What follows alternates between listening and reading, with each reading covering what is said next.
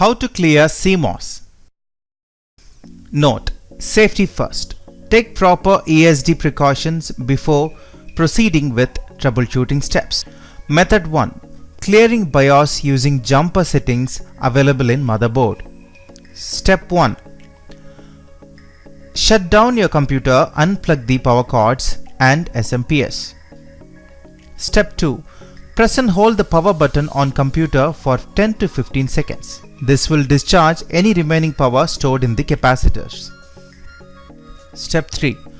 Open your computer and look around your motherboard for jumper labeled like following: clear_CMOS, clear CLR_CMOS, CLRTC, password, or CLR_PWD.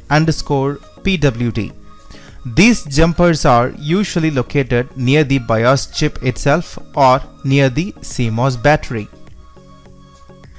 Step 4. By default, 1 to 2 pin will be shorted for normal operation. For clearing the BIOS, we have to remove the jumper from 1 to 2 and place it to 2 to 3. Keep the jumper in 2 to 3 for 5 to 10 seconds. Then place the jumper back to the normal position, that is to the pin 1 to 2. Note: when the jumper is in BIOS clear position, motherboard will not get power on. BIOS setting will change to factory default settings after clearing BIOS. Ensure to reconfigure BIOS setting like date, time, hard disk settings, boot device priority, etc. after clearing BIOS. Now let's look into the method 2. Clearing BIOS using CMOS battery.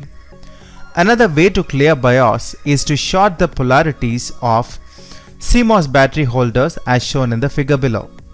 Short the positive and negative polarities of CMOS battery holder using a flat screwdriver or CMOS battery itself for 5 to 10 seconds. And that's how it is done.